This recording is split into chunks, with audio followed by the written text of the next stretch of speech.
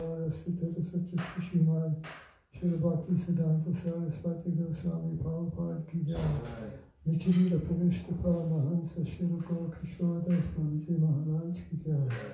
Vichilita Pravishta Sacharananda Srila Bhakti Vinod Thakur ki jai. Vichilita Pravishta Om Vishnu Pravishta Saraswati Srimad Vaishnav Sangam Srila Jagannath Das Babaji Maharaj ki jai. Shri Gauri Vedanta Charya Srila Baladev Vijayashan Prabhu ki jai. Srila Vishwanath Chakrabarti Thakur ki jai. Srila Natham Srinivas Shyamananda Prabhu Traya ki jai. Srila Krishnadas Kaviraj Goswami Prabhu ki jai.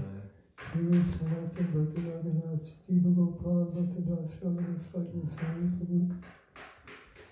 Sri Suruptam Narayananda Shri Gopal Shri ki jai.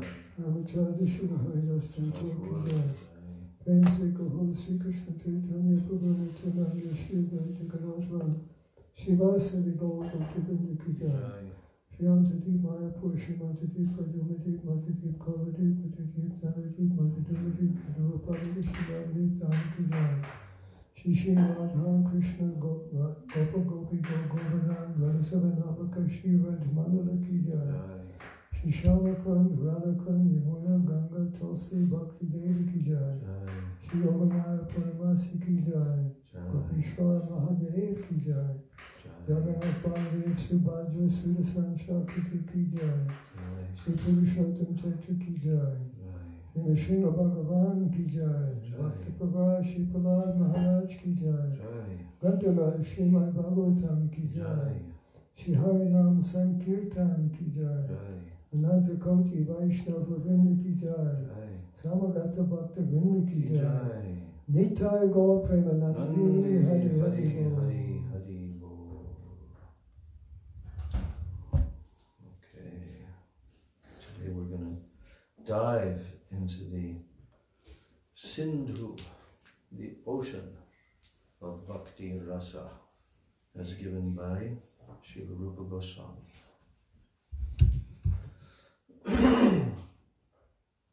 Om Ajnanatimirandasya Jnananjana Shalakaya Chakshurun Militam Yena Tasmai Shri Gurudev Namaha Vandeham Shri Guru Shri Jataha Padakamanam Shri Gurun Vaishnavamscha Shri Rupam Sagrajatam Sahagana Raghunathan Vitam Tam Sajivam Sadvaitam Savadhutam Parijana Sahitam Krishna Chaitanya Devam Shri Radha Krishna Padan Sahagana Lalita Shri Vishakhan Vitamascha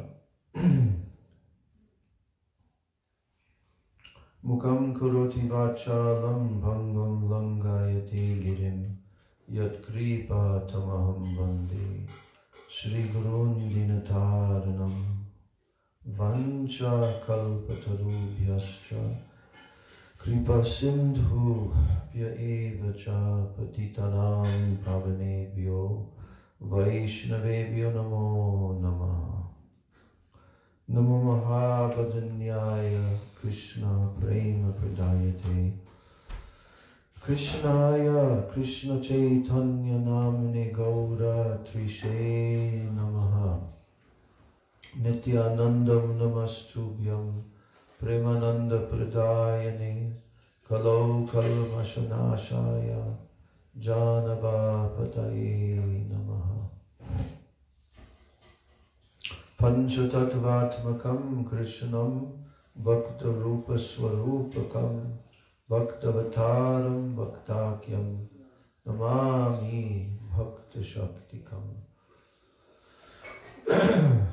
He Krishna Karuna Sindho Dinabandho Jagatapate Gopesha Gopika Kanta Radha Kanta Namostute Tapta Kanchana Gaurangi Radhe Vrindavaneshwari Vrishabhanu Sute Devi Pranamami Hari Priye Jayatam Suruto Pangor Mama mandamater gati matsarva swapadam bhojo radha madana mohano divyad vrindaranya kalpadrumadha Srimad Ratnagara Singhasanasto Srimad Radha Srila Govinda Devo Trishta Libhi Sevyamano Smarami Sriman Rasarasaram Bhivam Shivata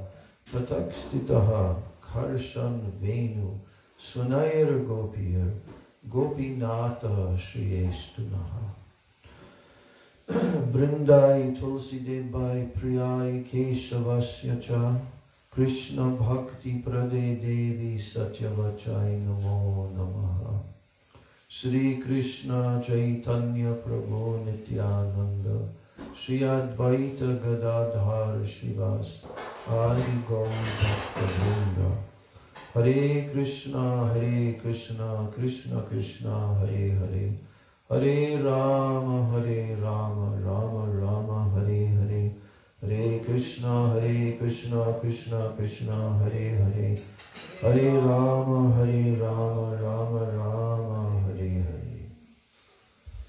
Hare Shri Chaitanya Manobhishtam Stapitam Yena Bhutale Swayam Rupa Kadamahyam Dadati Swapadantikam.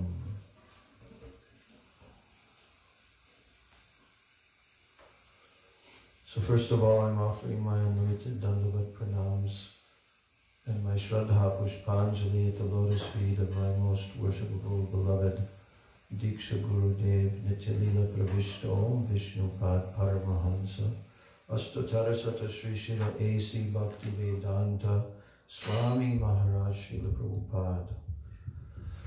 And then I'm offering my same unlimited Dandavat Pranams, my Shraddha Pushpanjali, at the lotus feet of my most worshipable, beloved Siksha Gurudevs, Nityalila Pravishta Om Vishnupad, Paramahansa Astatarasata Sri Srila Bhakti Rakshak Sridhar Goswami Maharaj, and Nityalila Pravishta Om Vishnupad, Paramahansa Astatarasata Sri Srila Bhakti Vedanta Narayan Goswami Maharaj. And my Dandavat Pranams to all my Shri Shri Rupa Nuga Guru Varga. And my Dandavat Pranams to all the Vaishnavas and all the Vaishnavis. So, Srila Prabhupada, A.C. Bhaktivedanta Swami Maharaj Prabhupada, he is now going to write, he's writing his introduction. We're going to read this. The introduction to the Bhakti Rasamrita Sindhu. It's a very interesting introduction because he's actually already delving in the introduction into the Srila Rupa Goswami's introduction. Yes, his introduction is based upon the first few shlokas and how Rupa Goswami is also offering his obeisances at the beginning of his book, his Mangala Charan. So, now Srila Prabhupada begins invoking auspiciousness, invoking auspiciousness. So what he's doing is Mangala Charana. Is that not what Mangala Charana means? That is. Mangala means what? Auspicious. And Acharana? To invoke. To begin. Auspicious beginning. So here, Srila Prabhupada translates Mangala Charana as invoking auspiciousness. Every Vaishnava author will do this. There is no question about it. And there's a certain formal method by which they will do this. So now, Prabhupada is actually translating the first shloka. Akil Rasamrita Murti, that shloka. So he's saying, Lord Sri Krishna is the supreme personality of Godhead, the cause of all causes, the reservoir of all rasas or relationships, which are called neutrality, passive adoration, servitorship. There's some kind of echo between these speakers. I think the one in there may be too loud or something. Some kind of echo is, I'm caught between these two. Hari bol, Hari bol, Hari bol, Hari bol. I think so. So, he is the reservoir of all rasas, or relationships, which are called neutrality, servitorship, friendship, parenthood, conjugal love. Those are the first 5 primary rasas. And then now, comedy, compassion, fear, chivalry, ghastliness, wonder, and devastation. Those are the 7 secondary rasas. So he's saying that he is the reservoir of all rasas. He is the supreme attractive form, and by his universal and his transcendental attractive features, he has captivated all the gopis, headed by Taraka, Palika, Shyama, Lalita, and ultimately Srimati Radharani. Let his lordship's grace be on us, so that there may not be any hindrance in the execution of this duty of writing the nectar of devotion, impelled by his divine grace.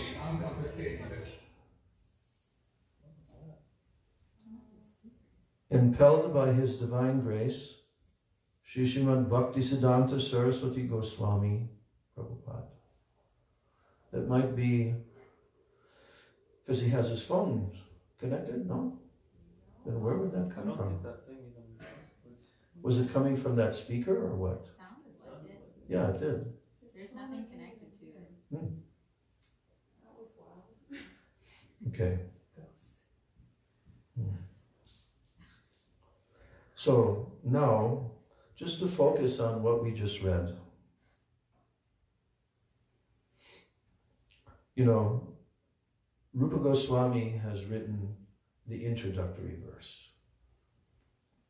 I can look it up, but I'm not looking it up right now, the actual Sanskrit. But that verse is declaring that Lord Sri Krishna is Akhil Rasamrita Murti. That's how the verse begins.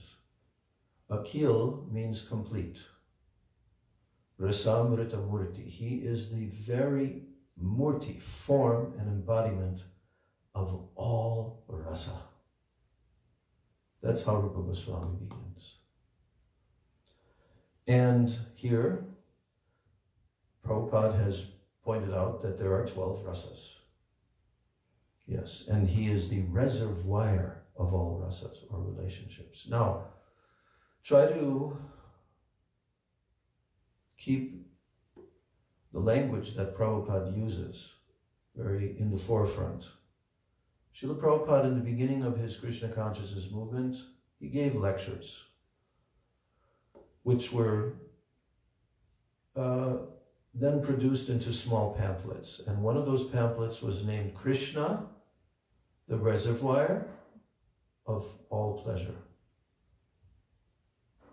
It's referring to this verse of Rupa Goswami. Who is Krishna? This book is going to tell everything about Krishna, especially from the viewpoint of his being the origin and the reservoir of all rasa. So rasa, we've been hearing about it. We've been trying to understand rasa. But Krishna is rasa personified. Srila Bhakti Rakshak Sridhar Maharaj, he also has spoken quite a bit about this point, that Krishna is the form of all ecstasy. Now, I just have to refer so that I can draw a comparison to show how vastly different it is in any other religious philosophical ideology, and how absolutely lacking it is in terms of this one point, rasa. So, in the Christian conception, which is most prominent in the Western world, Jewish Christian, Judeo-Christian, there's no actual conception of God's form. Nor is there a conception of relationship very much with Him. There is some relationship because God the Father. But other than that, other than being God is the master, we are the servant, God is the Father, He has created us, like this. But there's nothing developed further beyond this. There's no information given about what His form looks like. They like to quote a verse in the Bible, "No man has seen God." And then there's one place where He appears to Jacob, one of the first humans. But He appears in the form of a burning bush. That's how it's described in the Bible. But I went through my entire 9 years of kindergarten, grade school, without ever knowing what God looks like. No description at all. So therefore, all the artists were forced to imagine. Michelangelo, Sistine Chapel, right? God stretching out His finger. I didn't know that's what that was. Yes. Touching who? Adam. Creating Adam. Oh. But what does God appear like? He appears like a very elderly person with long gray beard and gray hair. Powerful, yeah, but old. Old.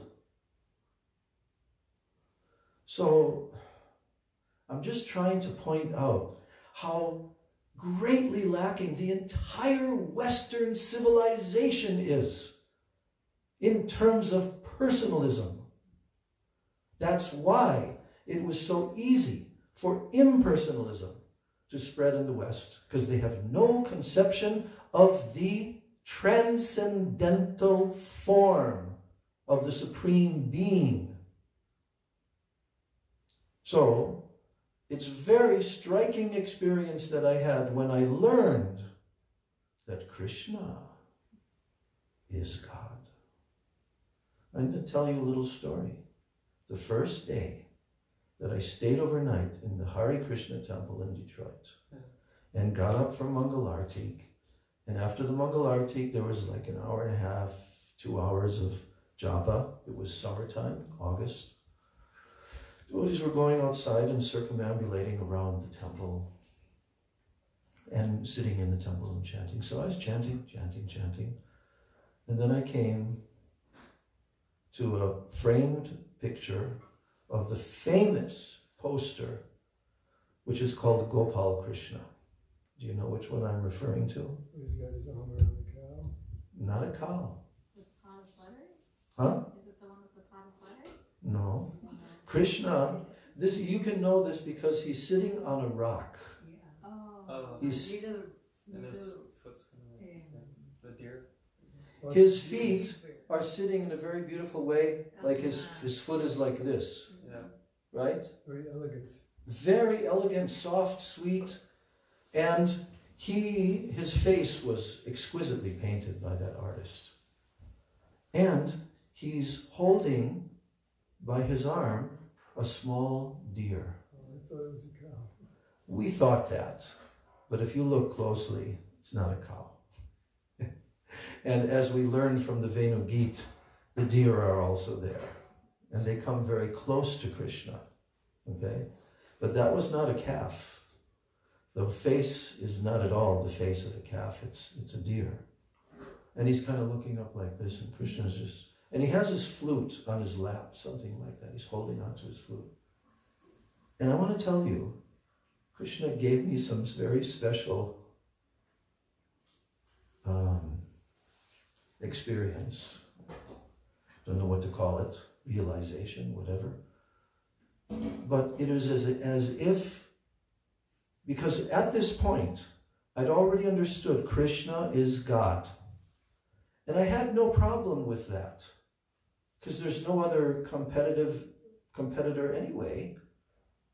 But I was embracing this, and since I'm chanting the holy name of Krishna, and it's a whole beginning of the change of my entire life, and when I was looking at the face, it was as if Krishna was looking at me and saying, yes, I'm who you are looking for.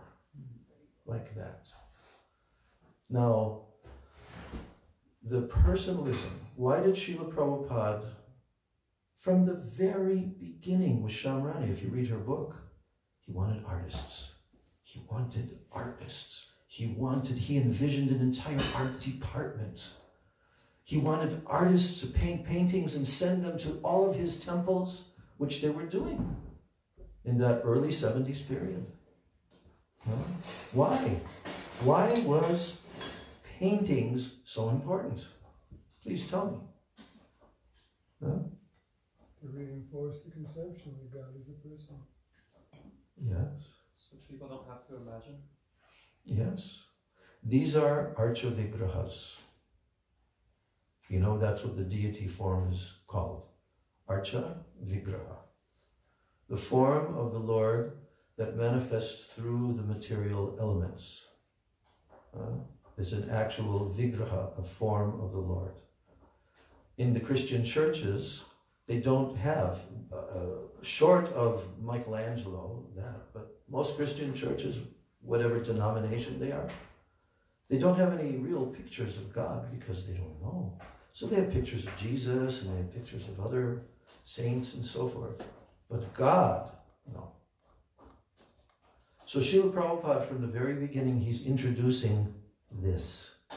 Krishna, the reservoir of all pleasure, rasa personified, ecstasy personified, eternal, youthful. And that's why Prabhupada introduced Brahma Samhita to be sung every day, right? There were 2 verses on that musical recording that the devotees made that would always be played in every ISKCON temple when the curtains open, right? How does it begin? Dalaya taksham bharhavatam samasitam buddha sundarangam kandarpa koti kamaniya vishesha shobham govindam aripurusham tamaham bhajami. Then what's the next verse? Yasya sakalen driyadvriti manti pashyanti panti kalayanti chiram jaganti ananda chinmaya sadujvala vigrahasya govindam adipurusham tamaham bhajami. and then it would just continue with Govindam Adipurusham and build up to a crescendo, right? So this is the beginning of the Brahma Samhita. This is what Srila Prabhupada wanted to give. He himself even sang it. Remember that other recording of the Brahma Samhita where he's also reading? It was on a record album, actually. They made a record album with a beautiful sitar playing in the background. And Prabhupada is reading what we thought at the time was Bhaktisiddhanta Saraswati Thakur's English words. But we found out later is actually the translation of Bhakti Vinod Thakur's commentary from Bengali and translated by Professor Sanyal. But apparently it was edited by Bhaktisiddhanta Prabhupada. So there's that recording of him where it has very beautiful sitar music in the background. I think they used another track to record that after Prabhupada had sung it. Some Indian sitarist they hired for that. And he's singing like Chintamani Purakara Sadamasu Kalpa Briksha Lakshavriteshu Surabhi Palayantam Lakshmi Sahasra Shata Sambrama Sevyamanam Govindam Adipurusham Tamaham Bhajami Govindam Adipurusham Tamaham Bhajami Govindam Adipurusham Tamaham Bhajami. Remember that melody? So that's beautifully done on a recording. I only had these recordings of Prabhupada when I was sent to Chicago after 2 months. And we didn't have any tapes. There was no such thing as cassette tapes in those days. There was only reel-to-reel that we didn't even have. But we had three record albums of Srila Prabhupada. One was the Happening album. Another was this Brahma Samhita. And another one was recorded at the Rath Yatra festival. I don't know which year exactly, but he sang the whole thing, Bandeham Shri Guru, and it was very slow and it built up gradually. That's the only recordings of his voice that we had. And we didn't even have a lecture except for what he read on the Happening album. This transcendental vibration, the chanting of Hare Krishna, Krishna Krishna, Hare Hare, Hare Rama, Rama Rama, Hare Hare, is the sublime method for reviving our eternal Krishna consciousness, something like that. That little lecture was made into a pamphlet called On Chanting Hare Krishna and distributed by the millions. Small pamphlet. In the beginning, it had a picture of Vishnu Jan Swami on the cover of that, you remember? They also had one of them on the Bhakti. But that was a Back to Godhead magazine cover. Oh, they did? Yeah. Oh, okay. In color. They printed a color version of it. Oh, okay. Yeah. Now, who brought the Brahma Samhita to the human society? It was lost. The Brahma Samhita, a very ancient text, literature, was lost. Mahaprabhu? Yes, Mahaprabhu went to South India. Jai Shri Shri Guru Gauranga Radha Govinda Ji. So, Chaitanya Mahaprabhu was given that when he went to one temple. It's actually the 5th chapter of the Brahma Samhita. That's all that we have. But that's the chapter with all the Govindam Adipurusham prayers. And it starts with Lord Brahma Ishvara Parama Krishna Sachidananda Vigraha. So Mahaprabhu manifested that for his movement. And he also manifested Krishna Karanamrita by Bilva Mangala Thakur. That was also found by him in South India, and he brought that back to Jagannath Puri. What else? I think. Oh, when he met the Brahmin who was very forlorn that his beautiful Ishtadevi, Sita Devi, was captured by Ravana. Mahaprabhu met in South India in a temple a Brahmana who was so much struck by extreme sorrow, thinking that his Sita has been touched and captured by Ravana. So he wouldn't eat, and Mahaprabhu met him, and he was weeping and crying and telling like this. So Mahaprabhu in his journey, Agni Purana, in one temple in South India, he came across the Agni Purana or something to that effect, wherein is described that Sita was not the real Sita, but that was the Mayak form created by the illusory energy for Ravana to take. And at the very end, after Ravana had been conquered and then Lord Ram was testing Sita, she went into the fire, you remember? And who carried her out of the fire? Agni Dev. Carried her out of the fire. And that proved that she had never been touched. But that Mahaprabhu found the evidence in that Agni Purana, I think it is, right? And he brought that back to that place where the Brahmin was, right?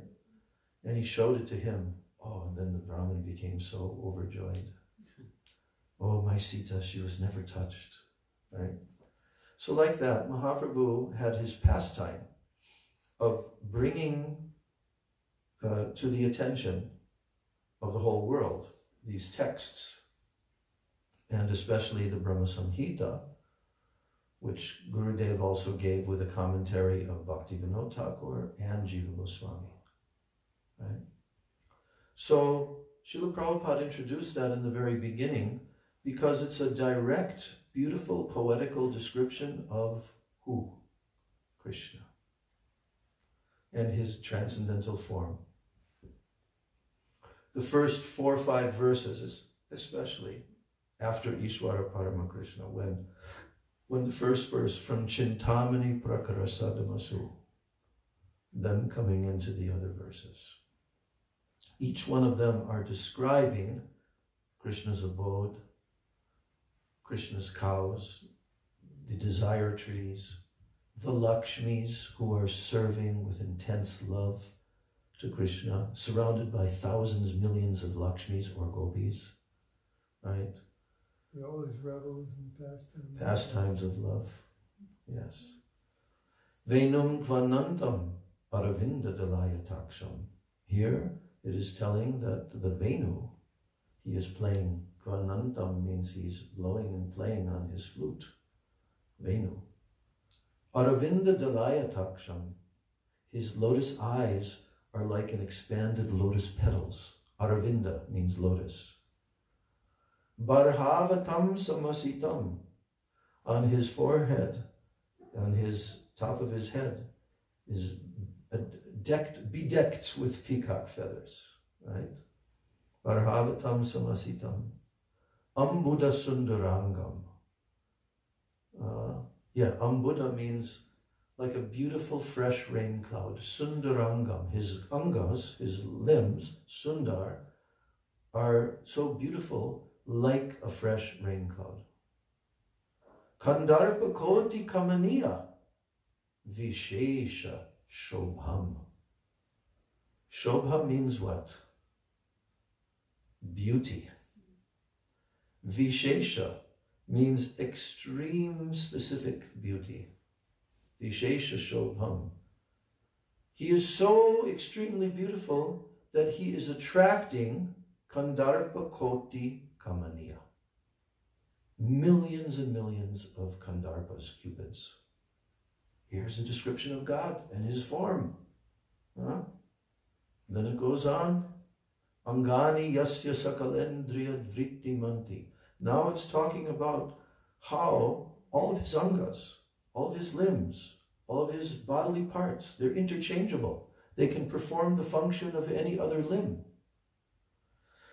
It's not like an ordinary material body. Angani yasya sakala indriya vrittimanti. The function of each indriya, vrittimanti, is performed by any one of his limbs. Vrittimanti pashyanti panti kalayanti chiram jaganti. He eternally sees, maintains, and manifests unlimited universes. Not like the God in the Bible who was just creating the earth and took him 7 days and like this. And he had to rest on the 7th day because it was really hard work. No. Angani Pashyanti Panti Kalayanti Chiram Jaganti. Oh, here's the good part. Ananda Chinmaya Sad Ujvala Vigrahasya. What does that mean? His form is effulgent, ujvala, glowing, radiant, and made of Ananda Chinmaya Sad. Ananda Chinmaya Sad Ujvala. That means Sat Chit Ananda. Govindamari Purusham Tamambaya. So, the form of the Lord, Krishna, the Supreme Personality of Godhead, who is glorified throughout all the Vedas, who is the source of everything. Brahma, Lord Brahma is confirming it right here in this text.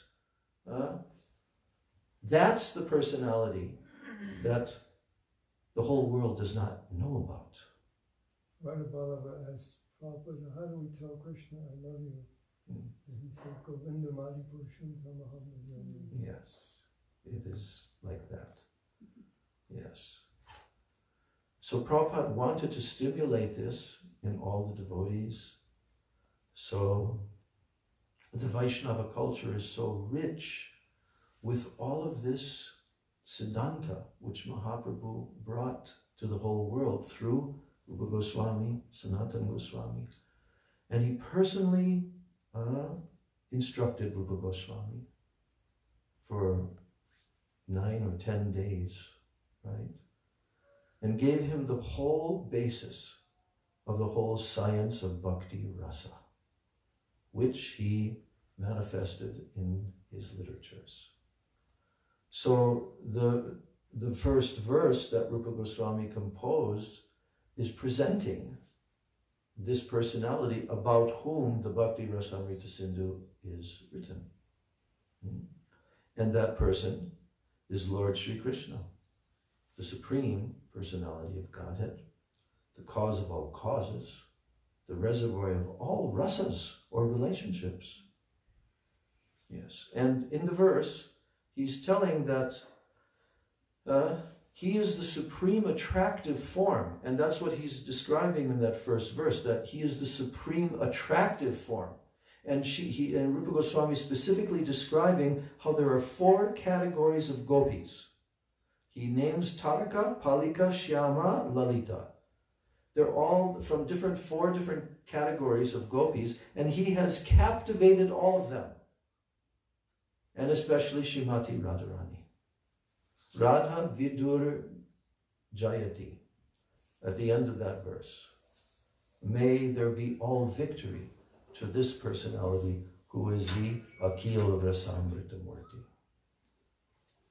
So Prabhupada is praying that let Krishna's grace be on us so that there may not be any hindrance in the execution of this duty of writing the nectar of devotion impelled by His Divine Grace, Sri Srimad Bhaktisiddhanta Saraswati Goswami Prabhupada. Now Prabhupada goes on in his introduction and he says, let me offer my respectful obeisances unto the lotus feet of Srila Rupa Goswami Prabhupada and of Srila Bhaktisiddhanta Saraswati Goswami Prabhupada, by whose inspiration I have been engaged in the matter of compiling this summary study of Bhakti Rasamrita Sindhu. This is the sublime science of devotional service, as propounded by Sri Chaitanya Mahaprabhu, who appeared 500 years ago in West Bengal, India, to propagate the movement of Krishna consciousness. Srila Rupa Goswami begins his great book by offering his respectful obeisances unto Sri Sanatana Goswami, who is his elder brother and spiritual master. And he prays that Bhakti Rasamrita Sindhu may be very pleasing to him. He further prays that by residing in that ocean of nectar, Sri Sanatana Goswami may always feel transcendental pleasure in the service of Radha and Krishna.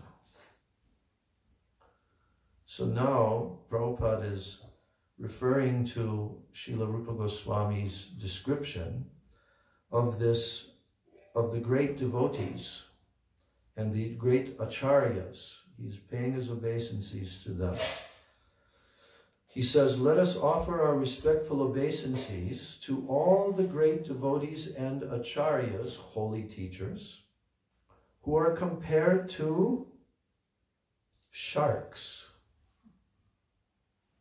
Rupa Goswami is comparing them to sharks in the great ocean of nectar, and who do not care for the various rivers of liberation. Now Rupa Goswami is unfolding his analogy, upon which the whole form of the book is based on this analogy of the ocean and so forth. And the great acharyas are compared to sharks. Yes, he says, the impersonalists are very fond of merging into the Supreme like rivers that come down and merge into the ocean. So, the acharyas are like sharks. You never see the sharks going upstream. They remain in the ocean always. They're not interested in the rivers of liberation, right? So, he says that the ocean can be compared to liberation and the rivers to all the different paths of liberation. The impersonalists are dwelling in the river water, which eventually comes to mix with the ocean.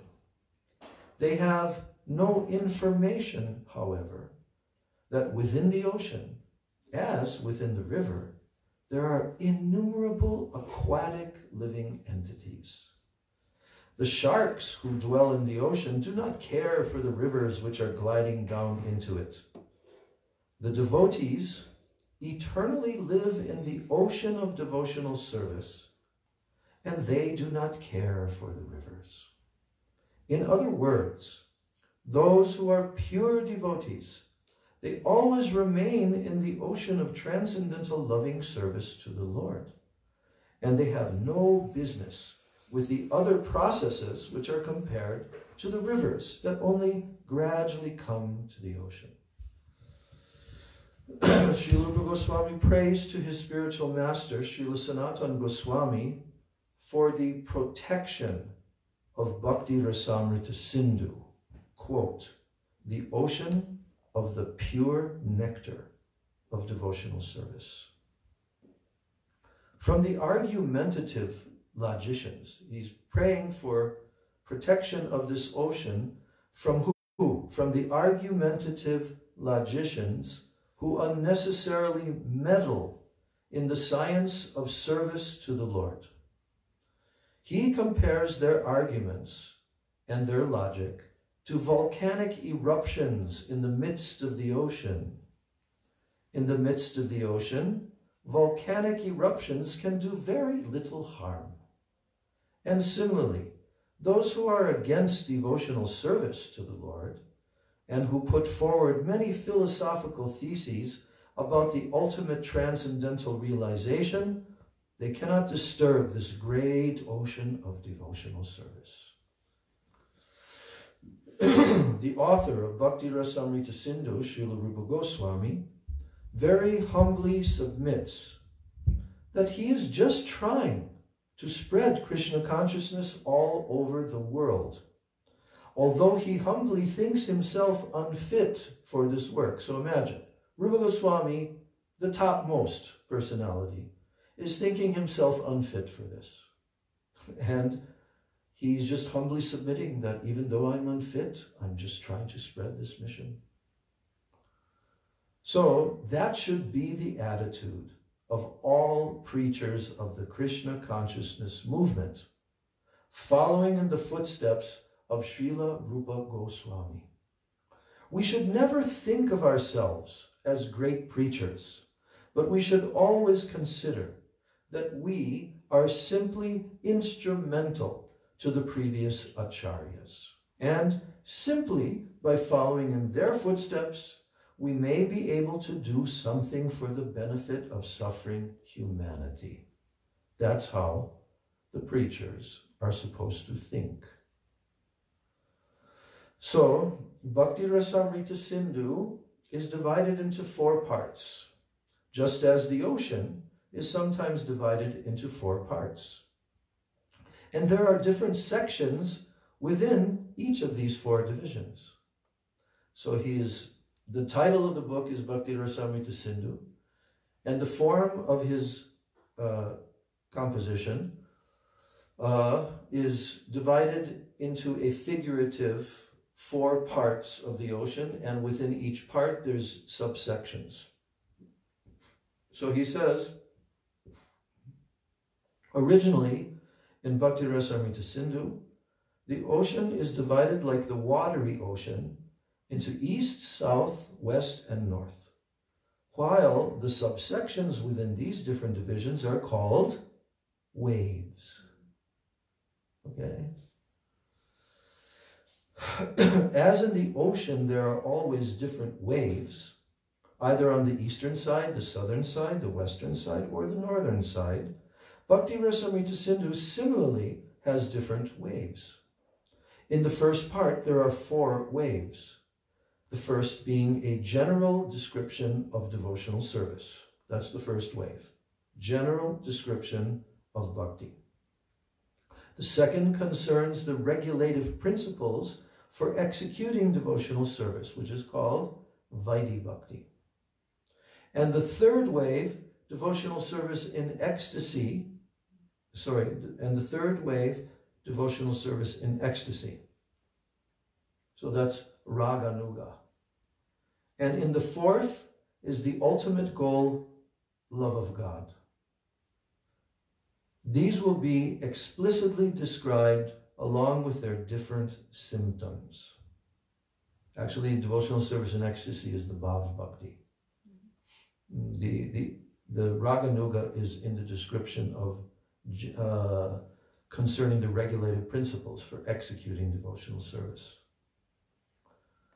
The authorized descriptions of bhakti or devotional service. What was the first one, Mars? The first one. Devotional service in general. In the first part, there are 4 waves. The first being a general description of devotional service. That's where, now Prabhupada's going to get into it, the verse, the definition verse. Which verse is that? Yes, Anyabilashita Shunyam. That's practically the first verse that Rupa Goswami presented after his Mangala Charana. And it's the definition of what? Uttama Bhakti. So the authorized descriptions of bhakti or devotional service, following in the footsteps of previous acharyas, can be summarized in the following statement by Srila Rupa Goswami. And now here, Prabhupada is taking that verse, Anyavilash Shunyam, and making it into one single sentence. Here's the sentence. First-class devotional service is known by one's tendency to be fully engaged in Krishna consciousness, serving the Lord favorably. He's describing the third line of the verse, which is what? Anukul yena Krishna anushilanam. Anushilanam means full engagement, the tendency to be fully engaged in anukul, in favorable service. The purport is that one may also be in Krishna consciousness unfavorably. That's the purport. There's favorable, there's also unfavorable. He says, but that cannot be counted as pure devotional service. So what did Gurudev continue to say on his first mission to the West? First journey. What is pure? What is not pure? Because he's giving the definition. And everything that he's coming to give can only be given to those who are engaged in pure devotional service, Uttama Bhakti, or who are aspiring towards it. So, pure devotional service should be free from the desire for any material benefit or for sense gratification, as these desires are cultivated through fruitive activities and through philosophical speculation. So there's the first two lines. Anya vilashita shunyam jnana karmadi anavritam.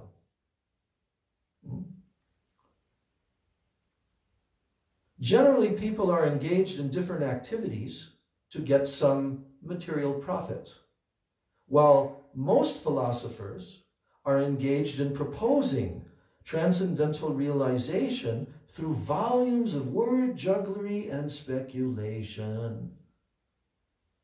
That means covered by jnana, covered by karma. Pure devotional service must always be free from such fruitive activities and philosophical speculations.